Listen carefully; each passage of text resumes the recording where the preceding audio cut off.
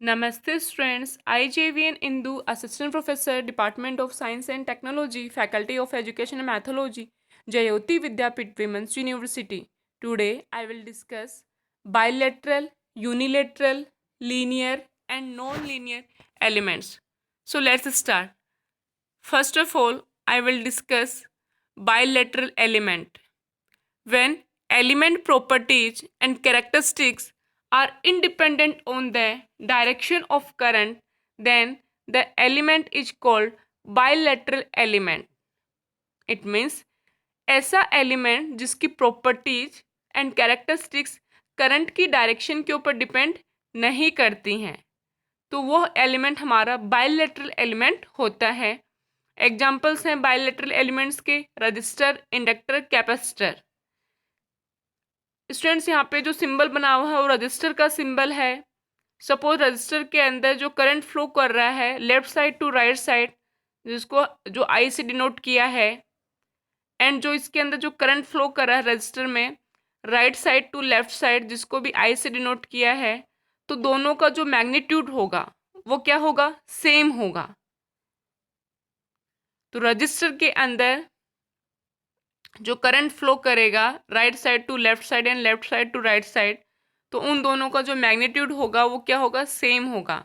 तो इससे क्या पता चल रहा है कि ये एक ऐसा एलिमेंट है जिसकी प्रॉपर्टीज एंड कैरेक्टरिस्टिक्स जो हैं वो करंट की डायरेक्शन के ऊपर डिपेंड नहीं कर रही हैं, और जिसके अंदर करंट दोनों डायरेक्शन के अंदर करंट फ्लो कर सकता है। तो वो एलिमेंट्स हमारे क्या हो गए, बायलेटरल एलिमेंट्स हो गए। नेक्स्ट है unilateral element. When element properties and characteristics are depend on the direction of current, then the element is called unilateral element. Students, जब किसी एलिमेंट की प्रॉपर्टी एंड उसकी कैरेक्टरिस्टिक्स करंट की डायरेक्शन के ऊपर डिपेंड करती है तो वो एलिमेंट हमारे होते हैं यूनिलेटरल एलिमेंट। एग्जाम्पल है डायोड। यहाँ पे दो डायग्राम आपको नज़र आ रहे हैं। फर्स्ट जो डायग्राम है उसके अंदर हमने जो डायोड है उसको कैसे कनेक्ट किया है। डायोड के टू टर्मिनल्स होते हैं, एक होता है एनोड, एक होता है कैथोड। एनोड को मैंने यहाँ पर ए से डिनोट किया है, कैथोड को मैंने सी से डिनोट किया है। एनोड टर्मिनल जो होता है वो पॉजिटिव टर्मिनल होता है डायोड का, और कैथोड जो टर्मिनल होता है वो नेगेटिव टर्मिनल होता है डायोड का। जब हम लोग डायोड के एनोड टर्मिनल को बैटरी के पॉजिटिव टर्मिनल से कनेक्ट करते हैं एंड डायोड के कैथोड टर्मिनल को बैटरी के नेगेटिव टर्मिनल से कनेक्ट करते हैं, तब हमारा डायोड फॉरवर्ड बायस में चला जाता है, और हमारा डायोड फॉरवर्ड बायस के अंदर हमेशा कंडक्ट करता है। वापस रिपीट कर रही हूँ, जब डायोड का जो एनोड टर्मिनल है, पॉजिटिव टर्मिनल है, उसको जब हम बैटरी के पॉजिटिव टर्मिनल से कनेक्ट करते हैं, एंड जब डायोड के कैथोड टर्मिनल नेगेटिव टर्मिनल को बैटरी के नेगेटिव टर्मिनल से कनेक्ट करते हैं, तो हमारा डायोड फॉरवर्ड बायस में चला जाता है, और फॉरवर्ड बायस के अंदर डायोड हमेशा कंडक्ट करता है। फॉरवर्ड बायस के अंदर diode as a short circuit behave करता है। सेकेंड जो डायग्राम है उसके अंदर हमने डायोड का जो एनोड टर्मिनल है उसको बैटरी के नेगेटिव टर्मिनल से कनेक्ट किया है, एंड डायोड का जो कैथोड टर्मिनल है उसको बैटरी के पॉजिटिव टर्मिनल से कनेक्ट किया है। तो जब हम लोग डायोड के पॉजिटिव टर्मिनल को बैटरी के नेगेटिव टर्मिनल से, डायोड के नेगेटिव टर्मिनल को बैटरी के पॉजिटिव टर्मिनल से कनेक्ट करते हैं, तब हमारा डायोड चला जाता है रिवर्स बायस में, एंड रिवर्स बायस के अंदर डायोड कंडक्ट नहीं करता है। रिवर्स बायस में diode as a open circuit behave करता है। तो हमने कंसिडर कर लिया जब डायोड फॉरवर्ड बायस के अंदर है तब करंट फ्लो हो रहा है आई, एंड जब डायोड रिवर्स बायस में है तब करंट फ्लो हो रहा है आई डैश।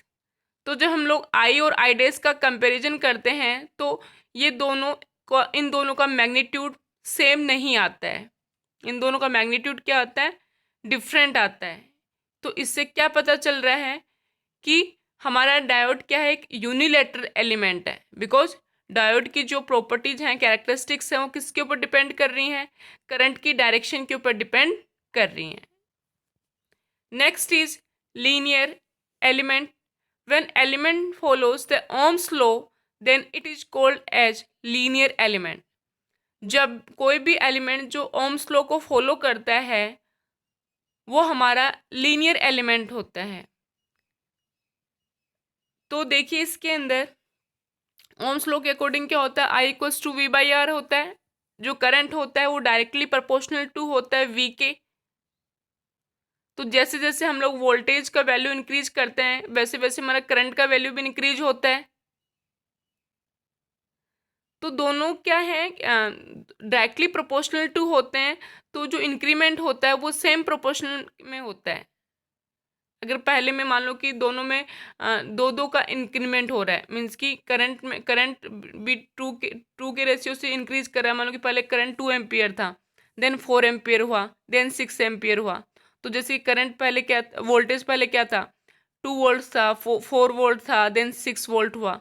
तो दोनों में जो क्या हो रहा है, दोनों same proportional, directly proportional to है। तो दोनों में जो इंक्रीमेंट हो रहा है वो सेम प्रोपोर्शनलिटी की बिल्कुल सेम हो रहा है, मतलब कि जो डिफरेंस है इंक्रीमेंट का वो सेम आ रहा है।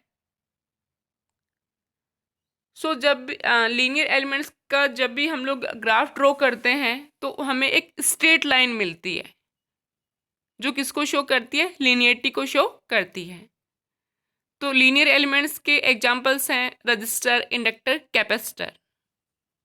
Next is non linear element. When element does not obeys the Ohm's law, then it is called non-linear element. ऐसा एलिमेंट जो Ohm's law को फॉलो नहीं करता है वो हमारा नॉन लीनियर एलिमेंट कहलाता है। नॉन लीनियर एलिमेंट के अंदर नॉन लीनियर एलिमेंट्स जो होते हैं, जब उनका हम लोग ग्राफ ड्रॉ करते हैं, कैरेक्टरिस्टिक्स ड्रॉ करते हैं, तो हमें क्या मिलता है, कर्व मिलता है। देखिए लीनियर एलिमेंट के अंदर जब हम लोग आई और वी के बीच में ग्राफ ड्रॉ किए थे तो हमें एक स्ट्रेट लाइन मिला था। एंड नॉन लीनियर एलिमेंट के अंदर जब हम लोग करंट और वोल्टेज के बीच में ग्राफ ड्रॉ करते हैं तो हमें कर्व मिलता है। तो ये कर्व किसको शो कर रहा है, नॉन लीनियरिटी को शो कर रहा है। अगर आप वोल्टेज दे रहे हो 5 वोल्ट तो आपका करंट हो रहा है मान लो 2 एम्पियर। जब आप वोल्टेज दे रहे हो 10 वोल्ट तब आपका करंट हो रहा है 6 एम्पियर। जब आप वोल्टेज दे रहे हो 15 वोल्ट तब आपका करंट हो रहा है 11 एम्पियर। तो ये क्या है, दोनों में जो जो जैसे जैसे हम वोल्टेज को इंक्रीज कर रहे हैं तो जो करंट इंक्रीज हो रहा है उसका जो रेशियो है इंक्रीमेंट का वो सेम नहीं है। पहले 2 एम्पियर था, फिर 6 एम्पियर हुआ, देन 11 एम्पियर हो गया। तो 2 और 6 में डिफरेंस अलग है, 6 और 11 में जो डिफरेंस है वो डिफरेंट है। तो अगर इन दोनों में डिफरेंस सेम होता, अगर 2 के बाद में 4 होता, 4 के बाद में 6 होता, 6 के बाद में 8 होता, तो उन दोनों में दो दो का डिफरेंस आ रहा था करंट के अंदर। बट यहाँ पे क्या हो रहा है, पहले 2 एम्पियर हो रहा है, फिर 6 एम्पियर हो रहा है, फिर 11 एम्पियर हो रहा है।